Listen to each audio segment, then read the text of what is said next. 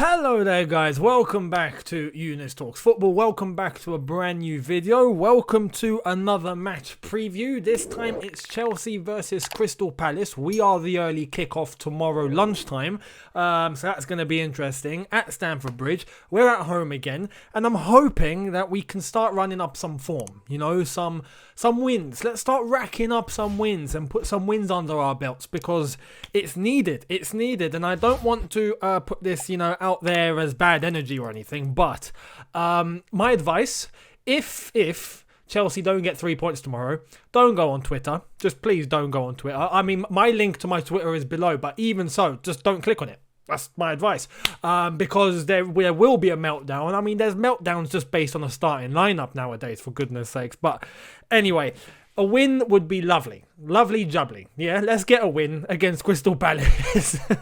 But it won't be easy. It won't be easy. And the press conference with Frank Lampard earlier today proved that today comes with some good news and it comes with some bad news. Now, as you can see from the title of the video, you will know what the good news and what the bad news is. But in case you can't read, I will lay it down for you. So I'll start off with the good news. Let's start with the good news because we like positivity. Pulisic is back. Yes, get in there. Pulisic has returned. Now, there's a little bit of bad news that comes along with that. He won't start the game. I think that might have been a little bit naive of Frank Lampard to say in a press conference. That's just my opinion. Maybe he doesn't care, and he thinks Roy Hodgson is expecting Pulisic to not start the game. Maybe, but again, you can't assume. And telling your opposition the day before, hey, Pulisic's not starting, by the way. I would have liked Crystal Palace to try and set up thinking that Pulisic is going to start. If Frank had just said, he's fit, he's in the squad, and that's it, then, maybe you might find a little tactical loophole. That's just my opinion. It's like the time when Jose lied about our Champions League squad. Do you remember? And he said Drogba was starting the game, and then he didn't. And Johnson went up top, and we were 3-0 up against Barcelona in 20 minutes. I mean, it works. But anyway, it is what it is. We'll see what happens. But Pulisic is in the squad. He will be on the bench. The bad news is Hakim Ziyech won't. And again, lamps, mate. I love you and all that, yeah, but come on. Ziyech, it's easy. Yeah, someone, please, send this little clip, right? Chop up this video, send it in a clip, and send it to his inbox. Ziyech, yeah, not Ziyech, Ziyech, please. I'm surprised Hakim himself's not told them about it. I mean, I might need to get on the blower and let my North African buddies know to try and get in contact with Ziyech and tell him to correct the Frank Lampard on his name. But anyway, Ziyech won't be playing. He's still not fit. I feel like, because Ziyech and Pulisic have been training for a little while, they're not unfit. They're just not fit enough to be able to play at high intensity, I'm guessing. But I've got a feeling that they are. Just the Chelsea medical department are scared. Because it's been about 2-3 weeks since they've been back in full training. They're training properly with the rest of the squad. So I've got a little feeling that Lamps and the medical staff are trying to prevent an injury crisis from showing up. And are taking their time with these players and not rushing them at all. Like not even 1%. Take all the time you need to recover. I think the team are being a little bit, extra precautionary. So I'm expecting Ziyech to be back for the next game. I reckon he might feature on the bench, but we'll see. That's the good news and bad news. Now, again, we play Crystal Palace. I said it's not going to be easy. If you look at Crystal Palace and some of the tools that they have, Roy Hodgson's done a really good job. Won 2 out of 3 so far. They sit above us in the table. I know it's only 3 games. You can't really take much from that. But even against a strong Everton side, they lost 2-1 at home. Some would say controversial because of VAR and handballs and all of that madness that went against Crystal Palace. So, they could have got a result out of that game. But some of the players that they have, especially up front, their attacking force is where we need to watch out for because they have more than enough potential to punish us. Our defence continues to look a little bit, leaky. But it's nice that we've got Mendy in goal now. We've got Chilwell back. I'm guessing Thiago Silva's definitely going to start. So they are going to play against a defence that's a lot more bolstered. So that gives me a little bit of extra confidence. You look at Crystal Palace and some of the players they have. Jordan Ayew. Wilfried Zaha, Townsend, McCarthy, Batshuayi won't play. That's good because he's not eligible to play against his parent club, so Batshuayi won't play. But their attacking force is really solid, really fast, full of pace. So we need to be careful. We need to be careful and we need to be wary. Now, it's nice that we have 2 fullbacks that are fast now. So, don't need to worry in that department anymore. And our centre-back pairing, I'm hoping, is going to be solid. So I'll run you through the team. I'll run you through who I think should be starting this game. And, there's going to be one area which I know you guys are waiting for because it's been the subject of controversy for the last week or so. So, yeah, I'll get to that when I get to it. Let's start off with the lineup. Who would I play? I would go with a 4-2-3-1 once again, just to benefit our number 10 position, and I'll get to that very shortly. Edouard Mendy starts this game, and I have to say, against Spurs, yes, we lost on penalties, but Edouard Mendy was fantastic. During the 90, fantastic. Penalties, I'm sure he didn't have much time to do his homework on where, Spurs players hit their penalties.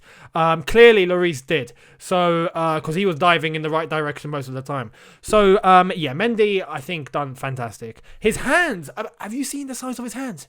Flipping hell. I mean, they're double the size of mine. I think they come up until here. It's ridiculous. He does that. He covers like half the goal. It's unbelievable. But anyway, Edouard Mendy goes in goal. Ben Chilwell, left back, starting. He's fit. He's ready. So I'm expecting him to play the whole 90. He plays the whole 90 tomorrow. He starts left back, right back, Reece James. Again, I'm not against Azpilicueta starting because recently Azpilicueta has looked good. He's looked better. But I know we're trying to mould Reece James into our main right back. We need pace. The one thing about Reece James that he needs to improve on is his defensive duties. Not necessarily his one-on-ones, just his positioning. Just getting back in time. Just being able to get into the right position. Not being caught out on the offside trap. Those things.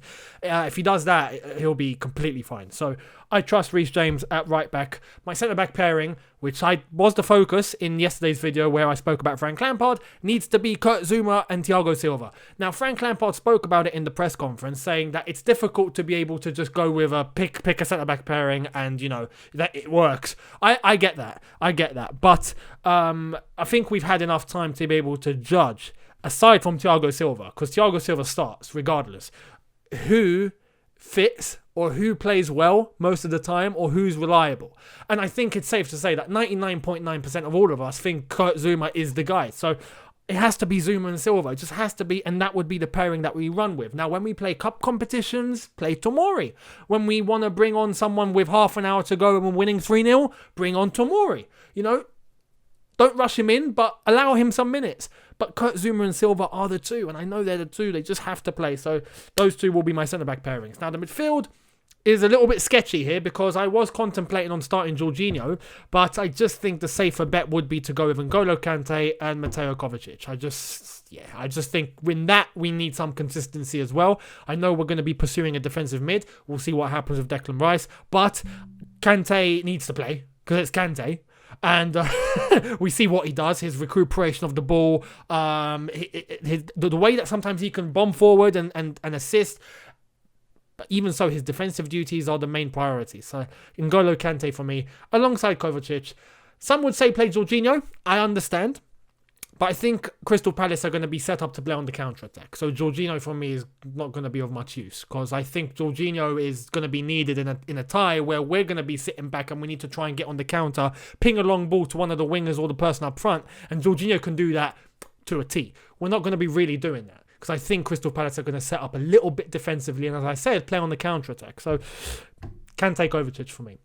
In the 10, it's not Mason Mount. It's Kai Havertz. Kai Havertz plays 90 minutes tomorrow in his preferred number 10 position. No comment. End of story. Now, because Pulisic is not going to be starting the game, because Frank Lampard revealed it, we need to contemplate who's going to be playing on the wings. Now, as far as I'm concerned, Mason Mount is not playing tomorrow. Firstly, he needs a rest, right? He's played every minute. He needs a break. Give him a break, firstly. Secondly, it wasn't his best game. Let him get his mindset back. He can come on for a few minutes or whatever if hopefully we have the game under control and we can see where he is. But he needs to be used in the same way that Tammy's being used, that Tomori's being used, and don't rush and don't force things. Let things happen naturally. And I think Mason Mount coming on when he needs to come on will be cool, but he doesn't need to start tomorrow. I would play Kai Havertz in the number 10. I would play Hudson-Odoi on the right hand side, and I would play Timo Werner on the left because Pulisic is not going to be starting the game now. Up front, I would go with Olivier Giroud. Okay, I would go with Giroud, and I'll tell you why. Giroud wasn't able to combine with Kai Havertz when we played against Spurs, right? I did say Giroud looked a bit isolated. I think with a productive and creative number 10, someone that's technical enough to dribble and contribute and be creative, that can link up with the striker, which Mason Mount wasn't doing against Spurs, I think Giroud will be a lot more involved. And Giroud has that touch where he can just get a goal out of nothing, and he's powerful in the air. And I think we're going to have that setup, especially with Reece James contributing the crosses. I think Giroud will be a better option than sticking Tammy Abraham up front. Now, this changes for me. This is how we should start. Along the way into the second half or whenever Pulisic comes on, I would take off Olivier Giroud. I would put Timo Werner up front and I would stick Pulisic on the left. And hopefully we can go with a Kai Havertz number 10, Pulisic on the left, Hudson-Odoi on the right, and Timo Werner in his preferred up front striker position, and tell him to bang in all the goals necessary. And that would be my 11 and how we finish the game later on, hopefully with a productive win. Let me know what you think. Do you agree or disagree with my lineup? Is there any comments that you want to let me know about? Let me know in the comment section. I'd love to hear it. But there's your preview. I'm going to go over score prediction of Chelsea 2, Palace 0. Clean sheet because Edouard Mendy starting. So there we are. Subscribe to the channel if you are new. Hit the notification bell to be notified once I've uploaded. Smash the like button for me and let's try and get to 7,000 likes. Remember, tomorrow we are the early kickoff, lunchtime, so don't be late. Hope you enjoy the game and I will see all of you after it's all said and done, and hopefully we have 3 points. Now, as I said, if we don't get 3 points, please avoid all social media, except YouTube, because, I got to get the views, and so does George, and so does Jan, and so does Lou, and everyone else. So yeah, make sure, Dan as well, everyone, just make sure you come on YouTube, and that's it. Forget the rest. But anyway, my social media links are in the description. Follow me on those, and I'll see all of you after the game tomorrow. Enjoy, look after yourselves, have a good one, take care, and peace.